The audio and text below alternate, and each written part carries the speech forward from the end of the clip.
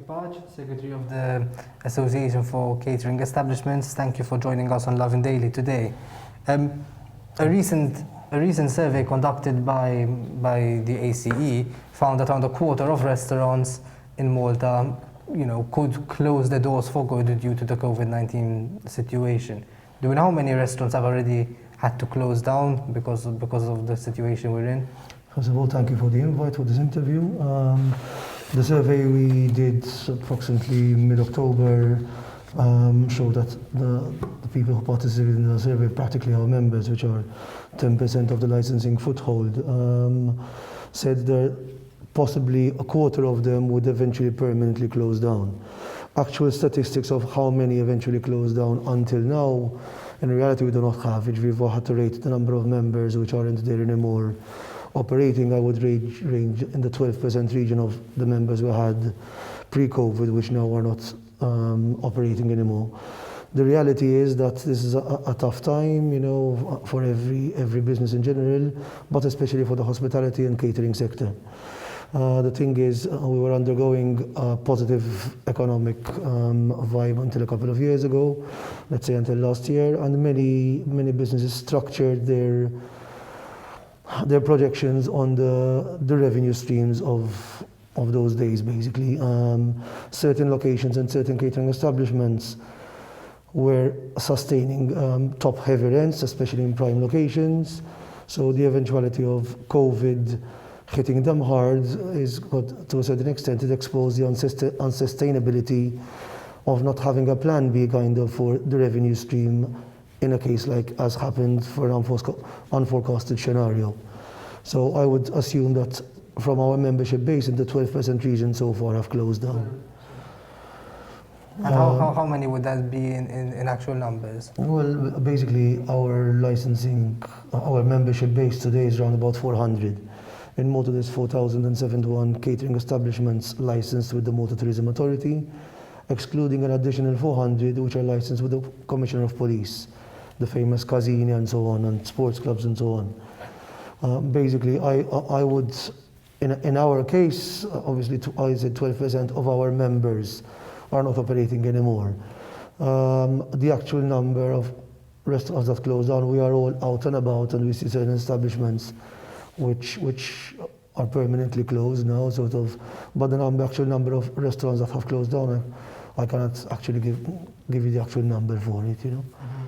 How would you assess the way restaurants have been treated by the government throughout this pandemic? Do you think that small and large restaurants have been treated the same? As an association, we are very in sync with the powers that be. Basically, we have a very good collaboration with Prime Minister, the Minister of Tourism, the previous one and the current one as well, and the Minister of Economy as well. Basically, we have, at the end of the day, we are a lobby group. We represent a very large segment of the business population in Malta. We founded our association basically because practically catering establishments did not have a voice. There are another 3 associations, not to mention any names, that to a certain extent represented our sector, but you cannot have a shared focus representing one kind of sector and representing another. There's always going to be a conflict of interest at some point. So the fact we founded our association a year and a half ago and we practically exploded with our members during the COVID period was a clear signal that there was a dire need for our association in the first place. Obviously we did our lobbying with government. The wage supplements helped us a lot. The government even proposed back in, if I'm not mistaken, in May, that we have the rent subsidy and the electricity subsidy. Have they arrived yet? Oh, well, basically everybody applied for them probably 3 months ago, but these are much needed funds that our association has been lobbying for us to have. These are the shoulder months. These are the months that every business is struck negatively throughout an normal year, let alone now. Obviously the wage supplement has helped us a lot. We are asking government as well to kindly give us the wage supplement, just like hotels. Basically, hotels were given 800 per employee, while restaurants were given, catering establishments were given 600 per employee. We have asked government to be on par with the hospitality sector, And we have also asked government that the employees that did not remain in our employment after the 9th of March, their replacement be subsidized as well. Basically, catering establishments is probably the highest, there's the highest changeover of staff probably compared to any other sector, because it's a very, very demanding segment. When people are enjoying themselves, we are working hard. And the fact that we had a certain amount of employees, which we had a wage supplement for them because they were employed before 9th March, and the ones that replaced them weren't actually replaced, has hit us cash flow wise. You know, now 10 months after we are, 9 months, 10 months after we are cash flow depleted. So we really need the rent subsidy, the funding of the rent, electricity, and the wage supplements to happen basically as soon as possible. So the situation would be that like a restaurant would have, for example, 10 employees, waiters, chefs, and some of them would leave for whatever reason, and then the replacements don't get subsidized. The wage subsidy, basically, John Borch, to mention a name, was employed with my company until the 9th of March. If he left on the 31st of March, whoever replaced him, we will not have the wage subsidy replaced. Through the grapevine, government has given us indication this is going to happen imminently, and I believe it's going to happen. But the sooner it happens, because of our cash flow situation, the more we can survive through this very tough ordeal. At the end of the day, all businesses are in survival mode, to be honest, you know. So the sooner we get out of this, and we're still swimming along, means that all the government initiatives have really aided our sector at the end of the day, you know. The wage supplement is meant to last so far until March. Is that enough, or do you think it will have to be extended again? And if so, like when is it going to end? Well, the government, what's being said is that the vaccine is around the corner, hopefully in the first weeks of January. The vaccine is the hope everybody's been looking forward to. I am an optimist as a person, as is our association in general, basically, and we believe that hopefully by March, let's say, as the Prime Minister said, May, June, this will be behind us.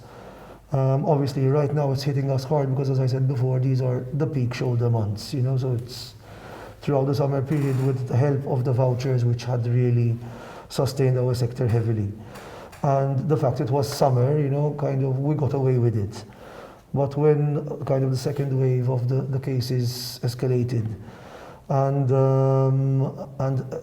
October, November came along, and the shoulder months are here, it is really hitting us hard now. So basically, the sooner this happens, the better it is. The fact that the wage supplement is until March, obviously, as an association, we're always going to ask for more support as much as possible. But at a point in time, the government has to detach himself, because we have to look at the bigger picture. At the end of the day, you know, there isn't a bottomless pit to sustain every employee, you know. So basically, at a point in time, we'll have to disconnect. So whether it's going to be March or it's going to be May or June is subject to debate, you know. But I believe that hopefully March to June, this will be behind us, fingers crossed. Obviously, the lack of tourists has harmed the hospitality industry, but have you noticed any change in eating patterns from the Maltese public? Do you think that Maltese residents are going out to eat less? And if so, is it because do you think it's because they're scared that they'll get COVID, or because they have less money to spend than they used to? Well, obviously the disposable income is not what it used to be. And basically, this has hit everybody's pockets at the end of the day, you know. So it's what certain people used to earn in 2019, and most people are not earning the same in 2020. So obviously, what is affected by that is the commodity. You know, do we go out more? And so with regards to eating patterns, people are shifting a lot to delivery service. People are very cautious. When the Prime Minister announced that post-lockdown restaurants were to reopen on the 22nd of May, it took a good 3 to 4 weeks until people they overcame the confidence factor. And so I think it took 3 to 4 weeks until the restaurants started seeing attendance again. That's also when the vouchers were. The vouchers helped a lot, you know, the vouchers. The government said they're going to be issued again in January, and I think the sector badly needs the presence of the vouchers again to put us through hopefully what is the conclusion of this COVID saga, you know. People are skeptic, especially obviously we all are related to certain elderly family members. I myself, my mother's 81 years of age, so I'm very, very cautious, you know, where I go, who I meet. And obviously this happens across the board. So people are cautious, I'm not going to say skeptic, but when they go to a restaurant, they have to be very, very confident that all the guidelines are in place and all the restaurateurs are abiding by the rules. Now, in all fairness, I feel that the restaurant sector and the catering establishment sector were very cautious. Unfortunately, there were a few bars which went overboard, and because of certain bars which went overboard, the whole segment, which I'm talking about, 2,273 licensed bars had to close because a few who didn't abide by the guidelines. But I think all in all, for such a footfall, as I said, of license of 4,000 catering establishments, the restaurants, I think, are very cautious and made sure that their customers are in their comfort zone. Do you agree that with the current situation where bars have to remain closed until January, snack bars have quite a few restrictions on them, but restaurants don't have any restrictions at all? Do you agree with this logic? Well, honestly, there was a bit of we had a bit of an issue over the decision-making process of this, because at the end of the day, most snack bars are licensed restaurants. You know, they're licensed as snack bars, but they had the same requirements requested by the Motor Tourism Authority and all other authorities to get a snack bar license. Obviously, the name snack bar sounds like a bar, when in reality, the majority of snack bars, which if not mistaken ranges in the 1,900 something, are fully fledged restaurants. Certain casini are fully fledged restaurants. Most people think of a casino like we used to think of it about 30, 40 years ago, you know. Most casinos today are fully fledged restaurants which are licensed by the Food Safety Unit, which falls under the remit of the health authorities as well. So even the fact that some of these had to close down, I think it was a bit unfair. Obviously, the decisions have been taken. As I said, we're always debating with the authorities that make the decision making at the end of the day, and our response is very positive. Unfortunately, the snack bars can't serve alcohol, but the same establishment with a restaurant's license can, you know. To try and find the sensibility of that is a bit of an anomaly, to be honest, but hopefully we'll pull through these last few weeks, and fingers crossed January we'll start getting back to normality. Some restaurants and cafeterias are still doing relatively well despite everything. Is there anything that, you know, besides the vouchers, besides the wage supplement and the rent and the rent subsidies, is there anything that a restaurant can do of their own accord to attract more customers inside? I think if we had to evaluate, let's talk about our association's membership base, you know, the ones that are happy with the current scenario, the way they are managing their business. And the difference is how innovative certain restaurateurs are and how much oriented for the delivery service they are. I think something I have noticed that the restaurateurs who have their presence actively present on site are kind of stealing a march over those who aren't as active as the rest. Obviously, then there are the bigger structures which are very, very marketing active. Obviously, make no mistake, everybody has felt the decrease in sales, some more than the rest, but I think that the restaurateurs who are hands-on and present for their business might be stealing a march on those who might not be as present. And obviously, as I said, those who are marketing innovative, delivery oriented, deliveries today has taken a very, very big chunk of the segment. I think where an average restaurant used to make 10% deliveries, now that 10% has probably gone 30-35%.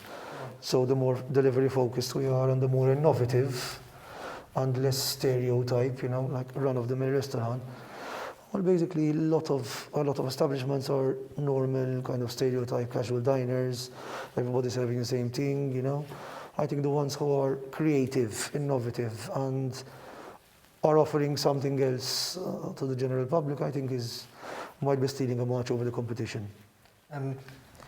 Finally, the Prime Minister is saying that he intends everything, the country, to go back to business as usual by May, which isn't too far away.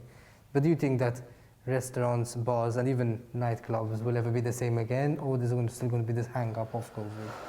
When we say everybody depicts that the business as it was kind of a golden scenario. You know, there were ifs and buts and problems in the business model we had before, because the catering sector had problems this time last year. You know, for example, recruiting staff was a nightmare. You know, going into certain catering establishments and being served by foreigners who can't speak a word of English was a very, very common complaint, you know. To a certain extent, I think the business scenario will be totally different. As I said before, I think businesses in general are in survival mode, catering establishments and the hospitality sector as well.